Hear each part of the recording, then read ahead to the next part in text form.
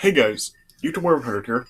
Alright, now here I am continuing on with these reviews of Marvel Stinkers, and now finishing up the Blade trilogy. Here I am with a review for Blade Trinity.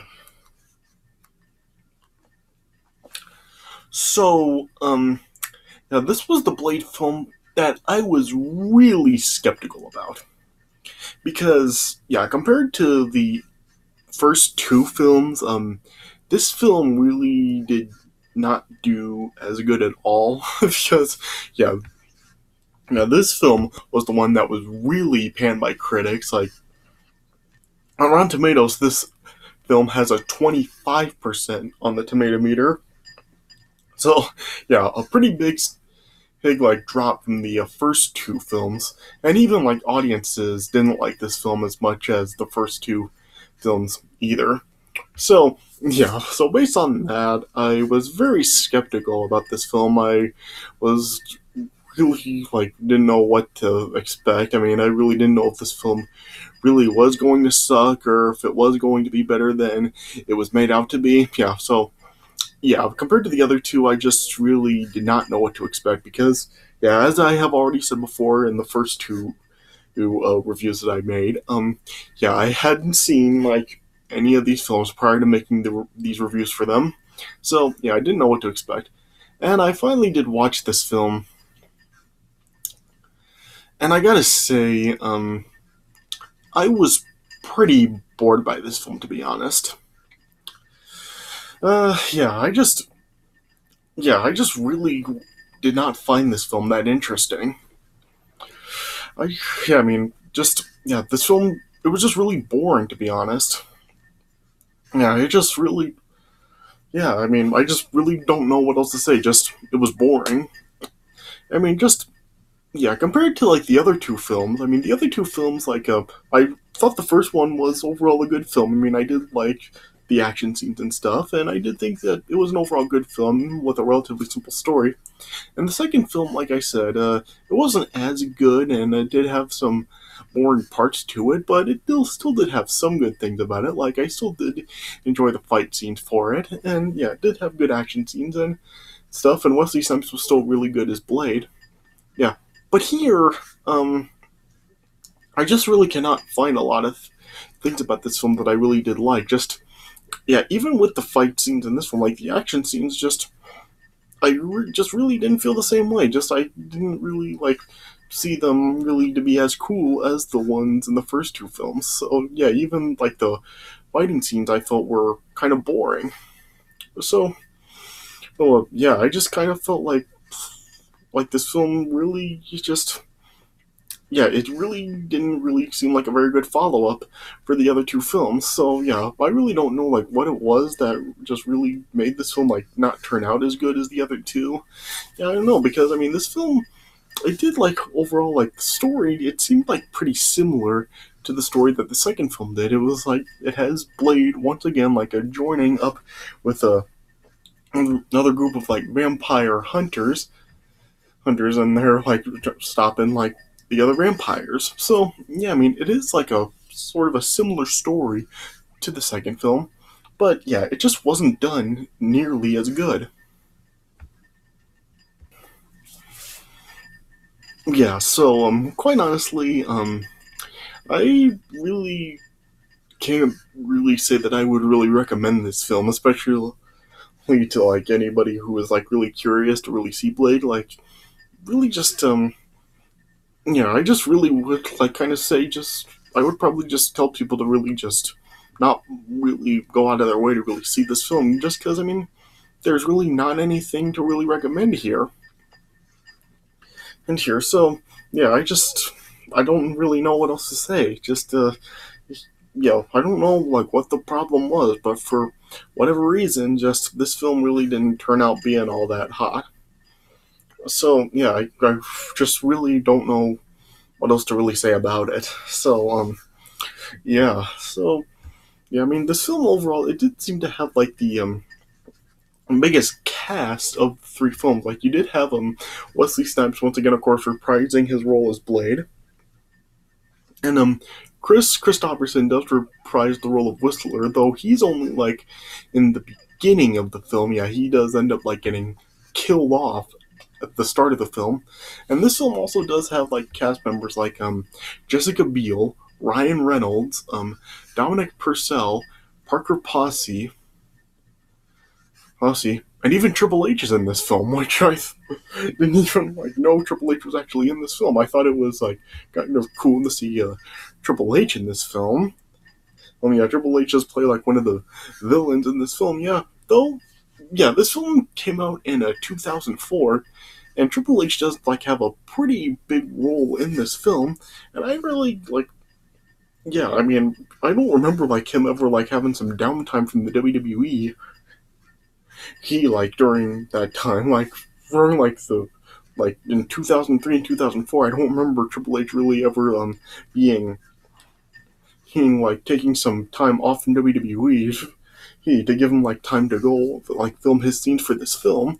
Yeah, I really don't know. I mean, I know like there was the time like in the summer of 2003 where Triple H did like have like a torn groin, but yeah, it wasn't like he took some time off to recuperate from that. Like he was still on like WWE television during that time. So yeah, I'm not really sure like when it was that Triple H actually was able to go and film his scenes for this movie. I'm not really sure for like how Triple H was able to balance out his schedule for WWE and going to do this film. But yeah, regardless, it was like cool to see Triple H actually in this film. Yeah.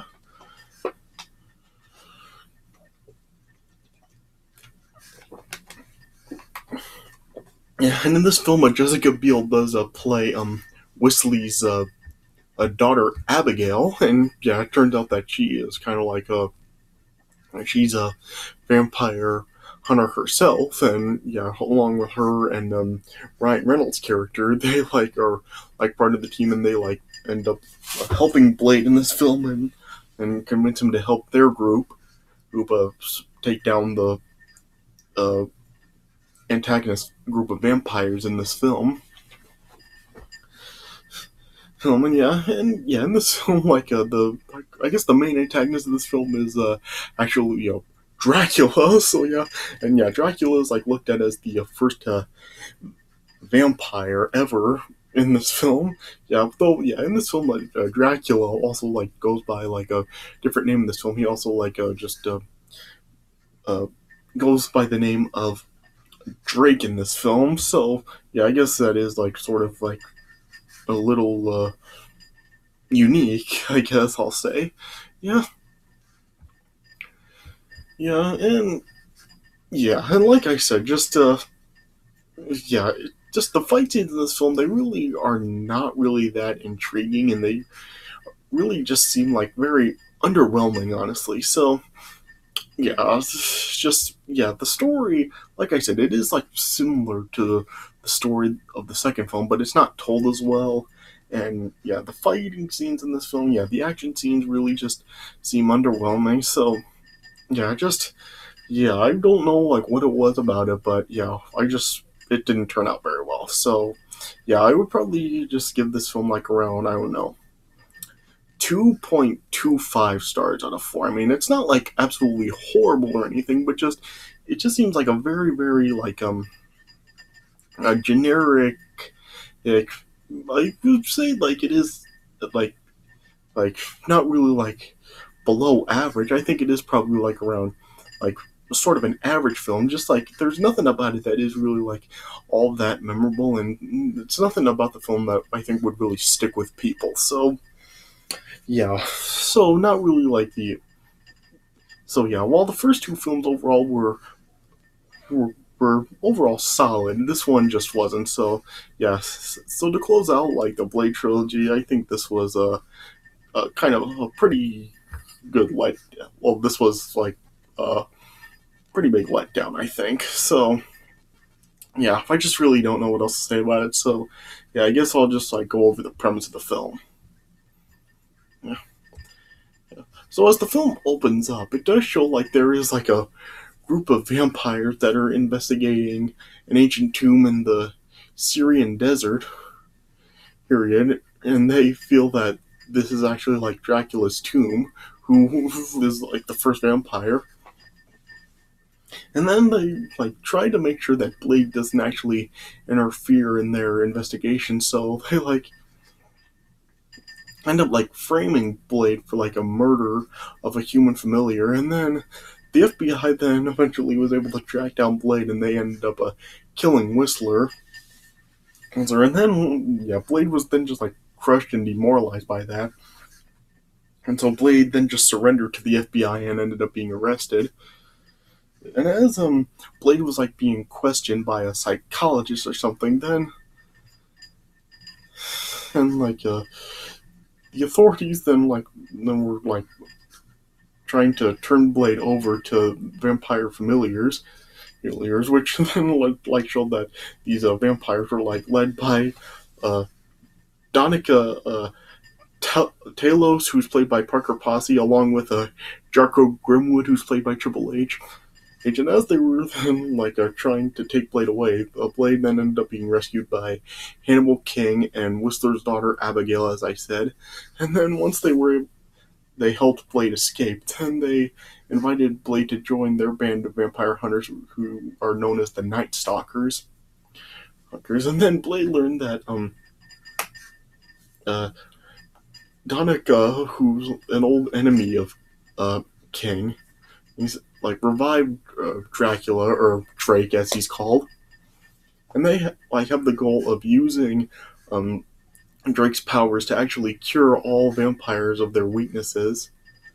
And it turns out that since Drake is actually the first of the vampires, he has DNA that is untainted, and he's able to actually survive in the sunlight.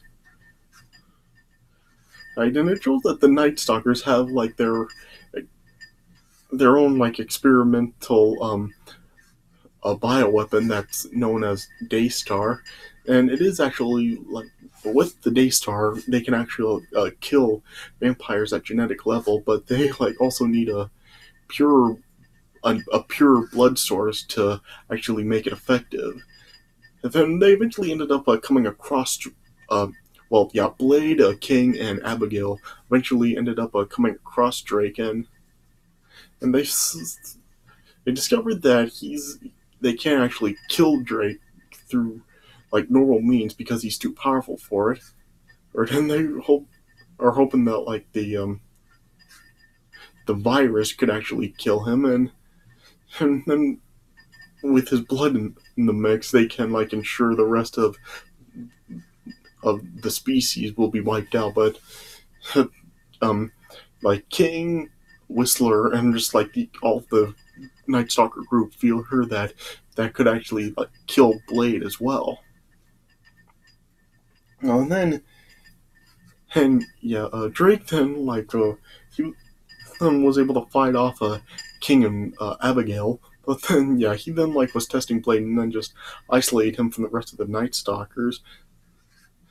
Since Drake felt that the Night Stalkers weren't worthy of challenging him, and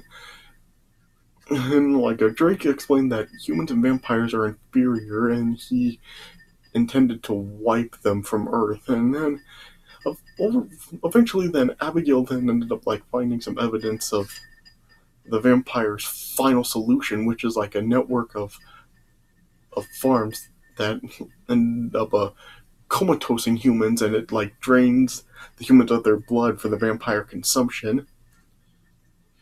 But then once like Blade was told that the humans were all brain dead, he then deactivated the life support system for the farms.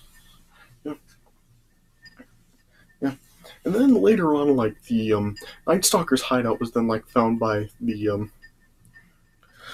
group of vampires, and they ended up attacking the hideout. And it showed that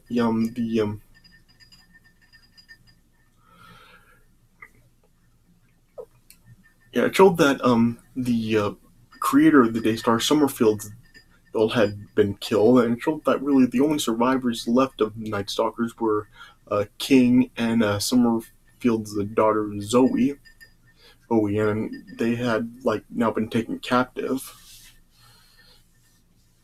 have to. But then, like through recording, like revealed that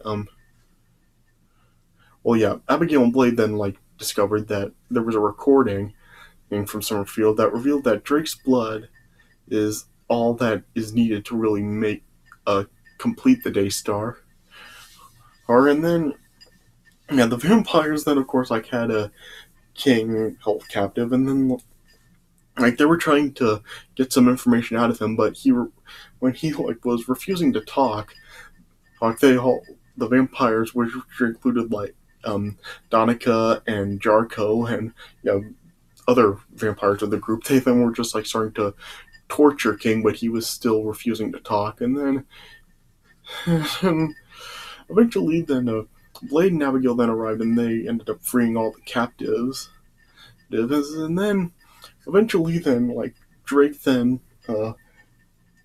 fought with Blade in a single combat. But then Drake then eventually started to overpower Blade, and he was starting to kill him. Well, then like Drake then all of a sudden then just like turned into this like it's a like monster type of creature. And then he was gonna then kill Blade with his own sword, but then Abigail fired a Daystar arrow at Drake, but Drake actually ended up like catching uh, the arrow before it actually did strike him, and then he just dropped it right beside Blade.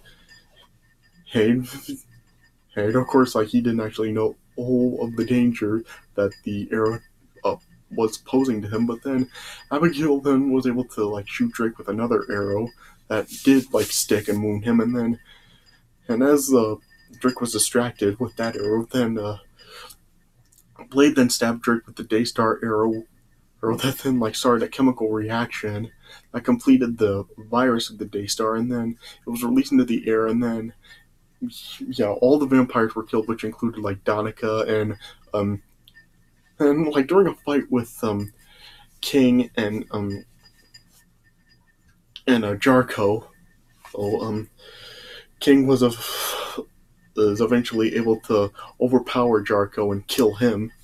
Yeah, and then all the rest of the vampires ended up being killed off, and then as Drake then like reverted back to his humanoid form, or as he was succumbing to his wounds, and he was then like just really praising Blade for fighting honorably, but he also told Blade that he'll succumb to his need for blood as well, and it showed that Blade was already like the new vampire, and then then both Blade and Drake then just ended up passing out and supposedly dying. Yeah, and then it showed like over time the FBI then like recovered the bodies, and then uh, Drake then like used like then just like disguised himself as Blade with the last of his power, and then it showed like later on, like Blade Blade was like declared legally dead, and then later on, like as like the FBI were trying to conduct an autopsy on uh who they thought was Blade, it was really Drake. Then Drake then just like woke back up and then just attacked the autopsy members, and then he just like gave an ominous look at one of the orderlies, and then the film just ended with like King just narrating that the virus didn't actually kill Blade, as the human half of him didn't actually, like the human half of his heart like continued to beat. It just slowed down, and it just like made Blade actually enter a comatose state until he was ready to fight again. And then it just ended with like Blade awakening like several months later, and just ready to just fight against the vampires again. And then the movie then just cut to credits.